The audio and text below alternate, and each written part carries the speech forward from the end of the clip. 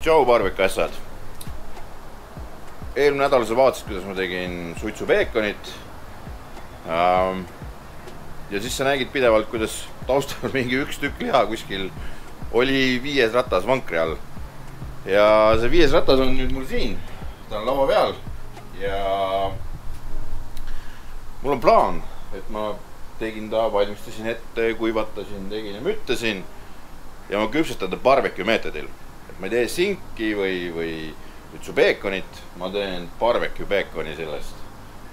Ja minu mõte oli, et soolad justkui võiks seal sees olemas olla nüüd. Et ma teen talle mingisuguse katte peale ja pärast glasuuri ja värgid.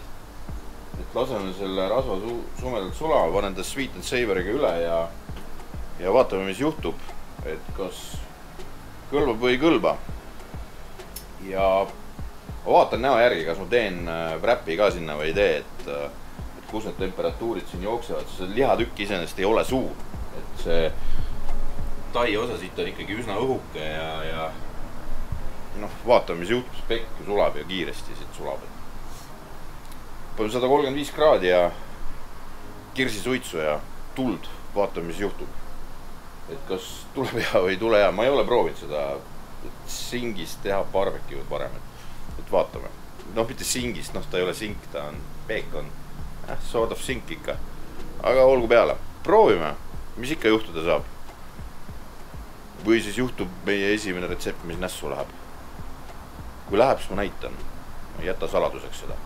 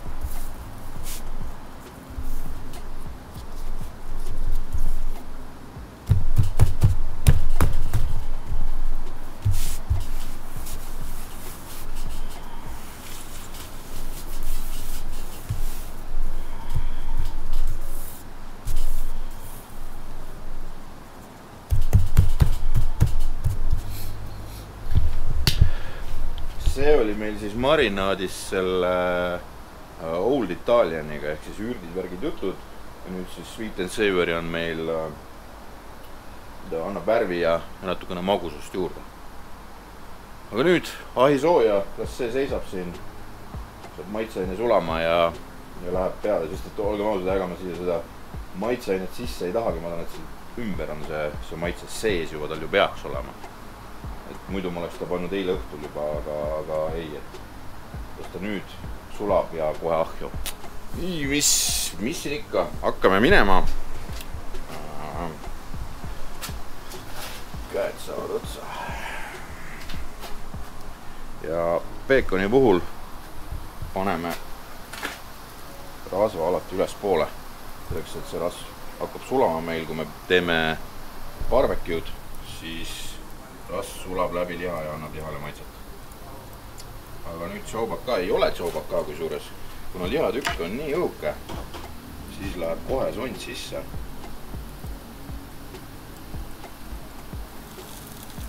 Nii. Sont sisse. Ma kontrollin temperatuuri ja vaatan, mis ta teeb. Ja selle järgi tegelikult otsustan siis tuleb veel wrap või ei tule, et ta iseenesest on nii väike ja selle tembi juures ma arvan, suitsuda mul siin rohkem kui 1,5 tundi väga ei kannata, et vaatame, ma otsustan käigu pealt. Aga tossa nüüd smokike ja varsti vaatame. Käisin korra enne tundi ka vaatamas ja mulle ei meeldinud, mis ma nägin. Et ei olnud see park seal kinni ega mitte midagi. Ja värvi ka veel ei olnud piisavalt. et nüüd on 1,5 tundi möödas. Pausi peale siit. Ja no näed sa. Parem kui parem.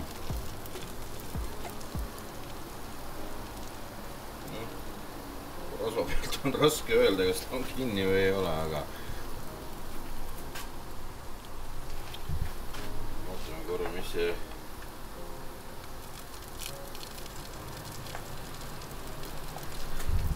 sisetemperatuur iseenesest on 72 juba. Ehk siis ma iseenesest tahaks lasta circa 0,5 tundi veel. Et see pole päris selline, mis ma ette kujutasin oma vaimusilmas välimuse poole peal. Et tšaubaka. Lasen veel. Et tundub, et see värk kannatab siin seda kuuma küll ja lasta siis olla. 0,5 tundi veel, vaatame siis uuesti. 2 tundi on see liha nüüd peal olnud ja nüüd juba mulle meeldib, mis ma näen siit. Ja teen wrap'i, et see on nii rasvane, ma ei hakka võid siia panema. Kõigepealt panen vurtsu ikka. Et magusust ja vurtsu tuleb siit.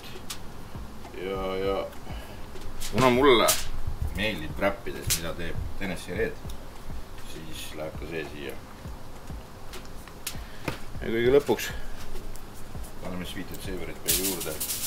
Nii palju ma ei tahtnud sinna panna, aga no olgu peale.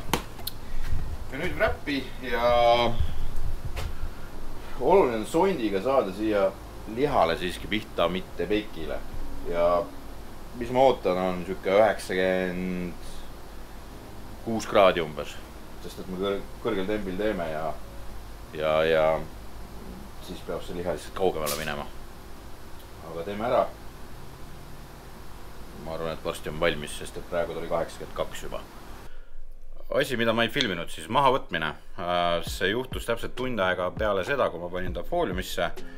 Siis ma tegin ta lahti, lasin ära aurata, panin kinni ja nüüd ta on tund aega mul veel puhanud. Ja vaatame, mis nägu meil värgid on siin siis. Lõhnab küll võrgulikult hästi.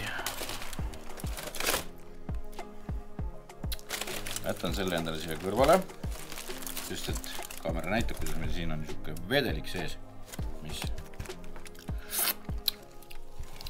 on väga maitsev. Oi. Kui ma pisikest asjad üle järjest rõõmustan, siis sellepärast ma ei ole kunagi proovinud midagi sellist teha, et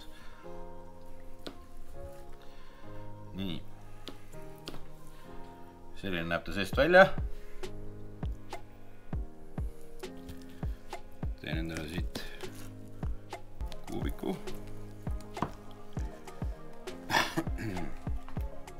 Ma proovin kõigepealt niisama, aga idee on see, et tegelikult võiks solgutada neid ja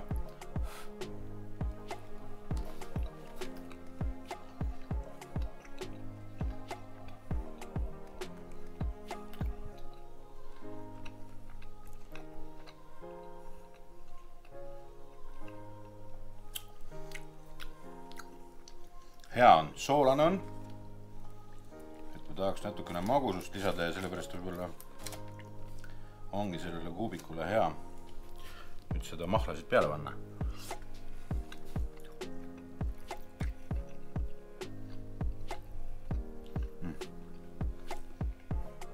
Nii on ta perfektne. Voilà! Singi barbecue. Ma tegin singi barbecue, mis on kõige lisaks põrgulikult maitsev. See solgutamine on kohustuslik. Raspberry, chipotle ja Tennessee Redi vedelik on imeline.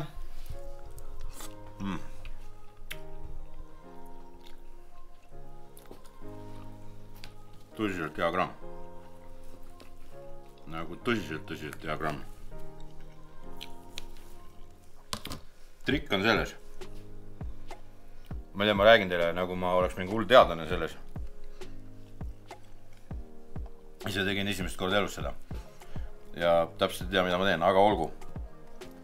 Kui sul sulle tundub, et see on liiga soolane, noh, maitsed esimest tükki, eks, ütleme, et kuubiku endale, siis lõikad kuubikud väiksemaks ja väiksema kuubiku solgutad siit läbi, siis sa saad rohkem ju magusust juurde. Et ma arvan, see on tõesti praegu väga maitsev koht, et I like a lot, et maitsev, ma ei tea, ma tegelikult salamisi, salaja siin lootsin, et see on nüüd siis esimene, mis tuksi läheb, aga kurjem, ikka tuli välja, ikka on hea.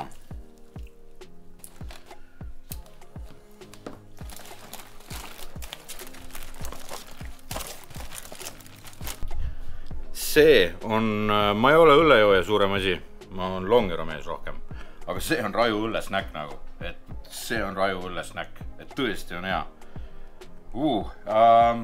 Ühtlasi tuletan meelde, et 15. juunini meil on õnneloos siis toimumas Allegri, kus iga loos ei võida paraku.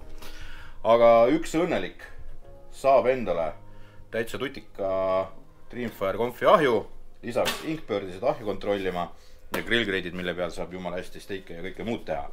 Selle jaoks pead sa minema poodi. Igaks juhuks ütlen, aasta on 2025, et järgmine aasta keegi hakka hirmsasti siin tuld andma. Et minema poodi, tegema sealt vähemalt 20 eurose ostu ja iga 20 eurone ost, eraldi ost, annab sulle ühe lotopileti siis 16. juuni õnneloosiks. Vot nii. Aga tagasi siia. See on väga maitsev. Soovitan proovida seda teha. See on tõesti väga maitsev. Eriti kui ta on siit läbi solgutatud, et see võib-olla ma selle Raspberry ja Tennessee segamisega praegu tekitasin ka mingi väga hullult hea vedeliku, mis polnud enne pähe tulnud niimoodi. Vot nii. Tule järgmine nädal tagasi, sest et siis on uus retsept ja tšau, paka!